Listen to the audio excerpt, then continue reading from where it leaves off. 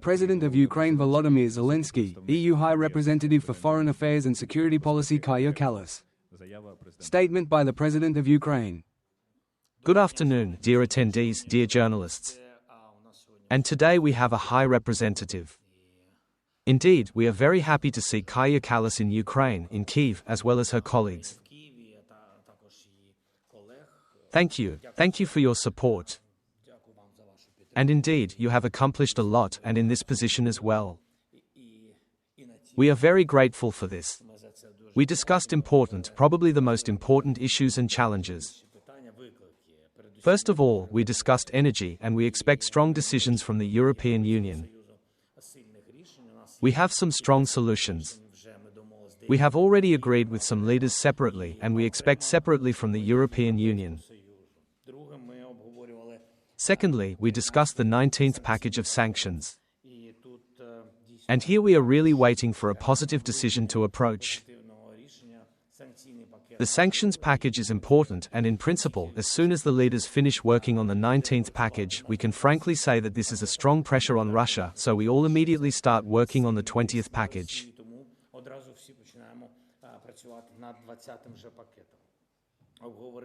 We also discussed frozen Russian assets and there is definitely progress here. We are waiting for the relevant steps to be finalized. We have discussed an application like SAFE in detail. It is important to us. We are grateful to the European Union for the birth of such a program. 150 billion. The only thing that Ukraine wants more specifics, is what exactly Ukraine can count on. We discussed Ukraine's path to the European Union, the opening of clusters. We reaffirm that technically at the end of this month, early next month on our side, we will be ready with all 6 clusters on our side. There are questions. We understand that there are some representatives who are blocking it for now, but this is a political blocking and we need to work with it. We are also expecting additional artillery shells. I won't go into details here. And a very important signal that Ms. Kaja Kallas brought is regarding the special tribunal. That there is a decision to allocate money from the European Union. This is important. That is, the question is important. It shows that we are talking about justice and there are already practical steps, not just calls for it.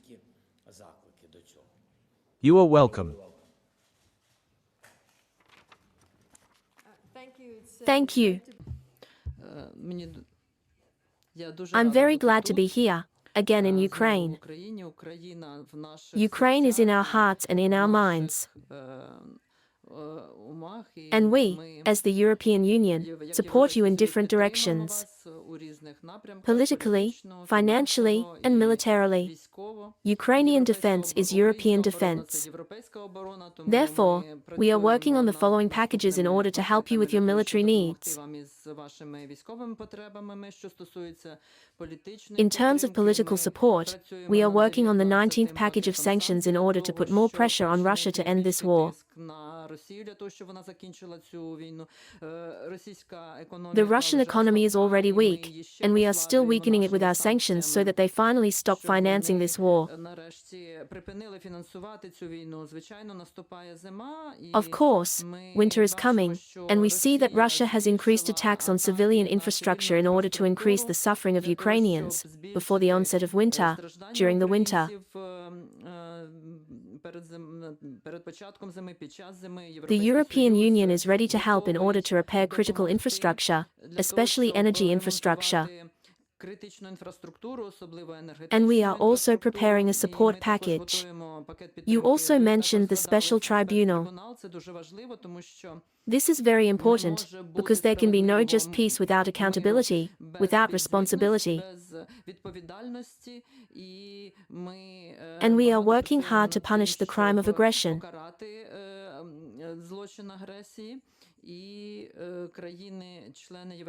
And the member states of the European Union also plan to provide financial support so that appropriate work can begin, because without responsibility there can be no just and lasting peace. And finally, what you were talking about, joining the European Union. Ukraine's future in Europe is absolutely clear. Ukraine has done a lot of work on its part to show the results of its achievements and fulfill the conditions. For our part, we are also ready to move forward with the accession process in order to show, to give hope to Ukrainians.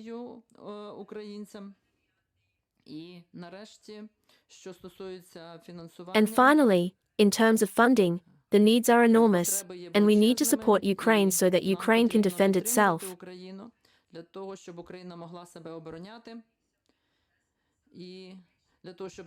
And so that we do not have to make large investments in the restoration of critical infrastructure in the future.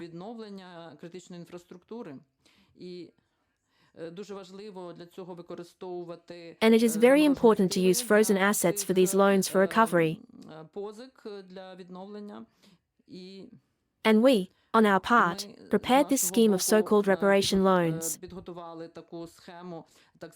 And we hope that it will work and Ukraine will be able to use the funding for its current needs.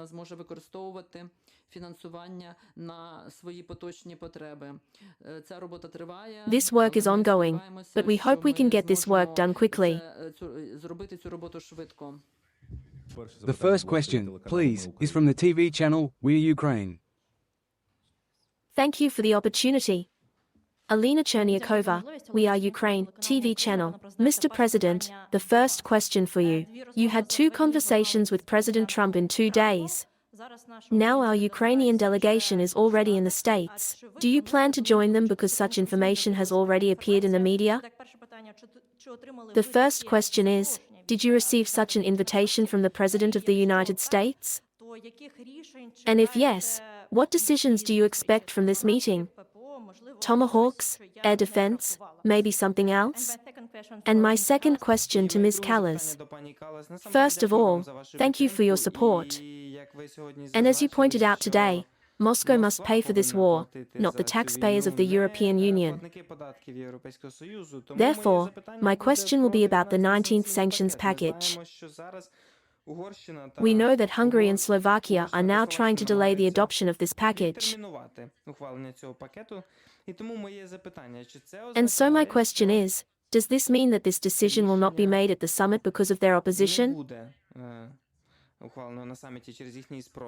Do you have any scenario for overcoming this veto? Thank you very much. Thank you for asking. We had 2 conversations with President Trump. We discussed, in principle, the issues that you mentioned. We discussed Russian attacks on our energy sector and civilian infrastructure. We discussed air defense issues, energy issues. This is a challenge, that's understandable.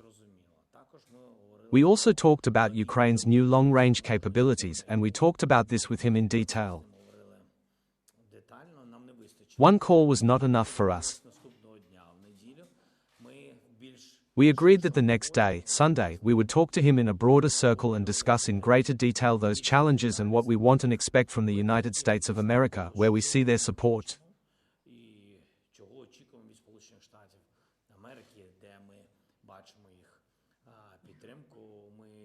We discussed the battlefield. It coincides that nothing works out in Russia.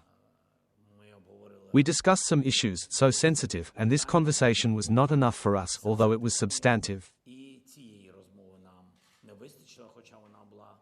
The team has already left. Prime Minister Yulia Sviridenko, head of the office Andriy Yermak, chairman of the National Security and Defense Council Rustam Umarov, and some representatives of our diplomatic sector. They left. There will be several meetings.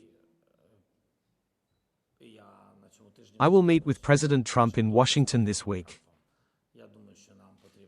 I think we need to discuss the sequence of steps that I want to propose to the President.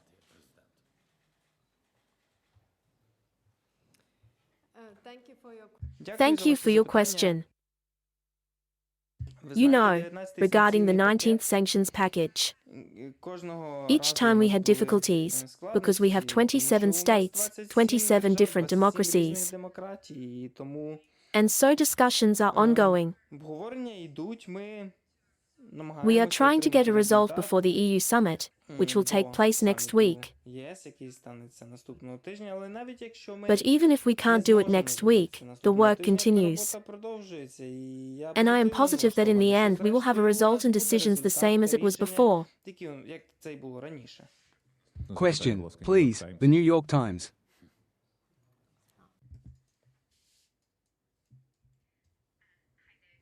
The New York Times, thank you for answering these questions. President Zelensky, I was wondering if you could tell us a little bit more about your meeting with President Trump. When will this meeting take place? What will you ask for and what things can we expect to come out of this meeting? And Ms. Kallas, I'm curious, what is your view on the American role now and how they can continue to support it? Yes, thank you very much for your question. I hope that I will have the opportunity to come to Washington and meet with Mr. President on Friday. And of course, I have some other meetings that are also important to me. Some military companies that are important. Can't share details about this. And also certain meetings with senators and congressmen. The main topic of air defense. And by the way, I will also have a meeting with energy companies. This was necessary, and it was a proposal from Mr. President. I will have meetings with certain companies because there are certain needs that are needed now due to different formats of strikes. Not even the strikes that Russia has already carried out. You have to prepare in any case, so this will be helpful.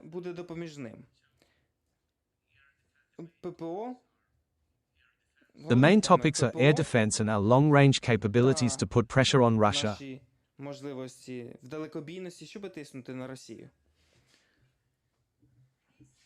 It is clear that we all want this war to end. Ukraine wants this war to end. Europeans want this war to end. America wants this war to end. The only ones who don't want this war to end are Russia. Therefore, our call to all allies is to help Ukraine militarily so that they can defend themselves and stop Russian aggression. Our call to everyone is to join the sanctions, to put pressure on Russia, so that they run out of means to wage this war, so that this war can end. Question, please, Reuters. Mr. President, thank you for the opportunity. You always stress that both the weapon model and the quantity supplied are crucial. Regarding Tomahawks, how many would we ideally want, not how many we are given or even how many we request? And the second question is also how will we finance it? We expect that we will be able to finance this through a reparations loan, at the expense of Russian frozen assets, or through the Pearl mechanism, or through our mega deal with US. What are the options here? Another question for the High Representative. You said that the EU welcomes all ways to strengthen Ukraine. This includes Tomahawks. If yes, are you willing to finance these weapons through Russian frozen assets? It's too early to talk about the possibilities. Although, frankly, I shared our vision with President Trump already. But some of these things are probably not for a phone conversation. Therefore, we will meet him. And the others. How to finance? You are absolutely right, we have these three so far, they are not bad options. One option is the NATO Pearl program. We work through it, NATO works, NATO purchases weapons of various kinds from America with its own money and then they give us what we need.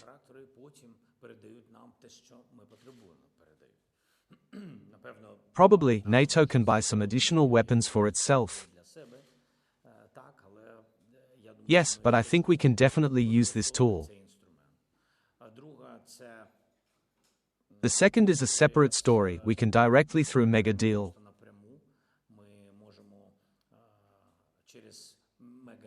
This is a big story, we still have to get to it. Although there are some things that are in mega deal, we raise the relevant issue in principle. And what else? Frozen assets. Yes, frozen assets are definitely a good option. But everything still needs to be resolved there. So far, in principle, most leaders have a positive view of this mechanism. But this is if it is initially a political decision. You know how it is in politics. It happens first a political decision and then the loading of all other mechanisms. And here we need to solve a little, in my opinion, we can solve a little faster.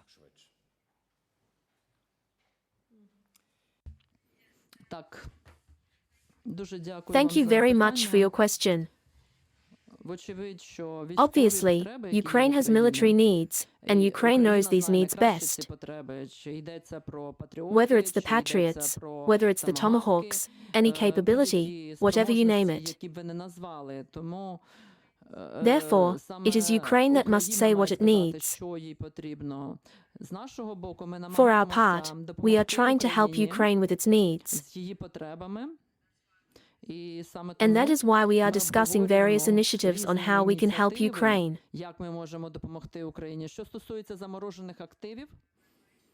As for frozen assets, this reparations loan, which relies on frozen assets, it means that Russia must pay for the destruction it has caused to Ukraine.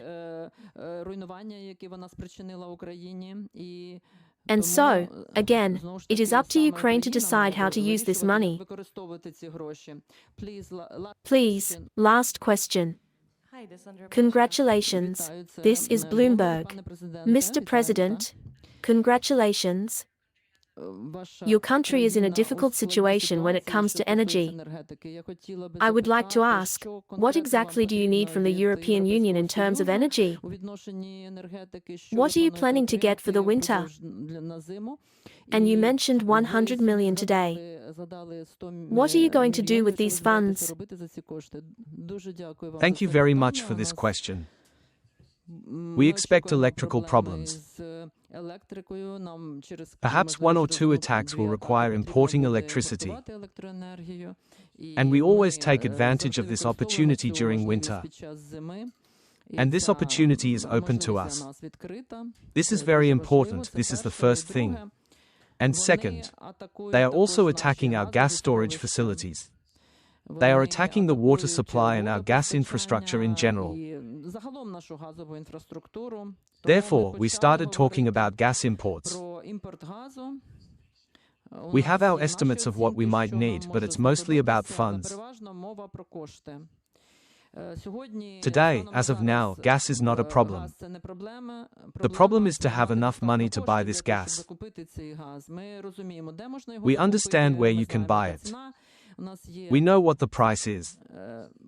We have partners who are ready to supply and are not asking for funds right now. These are, for example, our Norwegian partners, our partners from the European Union. We are counting on them. And it can also be representatives of the Middle East. We also relied on these relationships last winter. We understand where to buy gas, but again the question is where to get enough money, but we will succeed.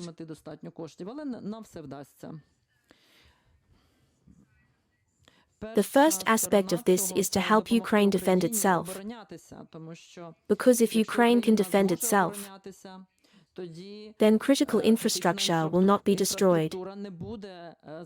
This is the first thing we have to work on. The second is that our experts, our colleagues who work in the energy sector, assess what Ukraine needs in order to repair and protect its infrastructure, so that people have warmth and water, and so that people can survive the winter. And this work will be completed soon. Thanks.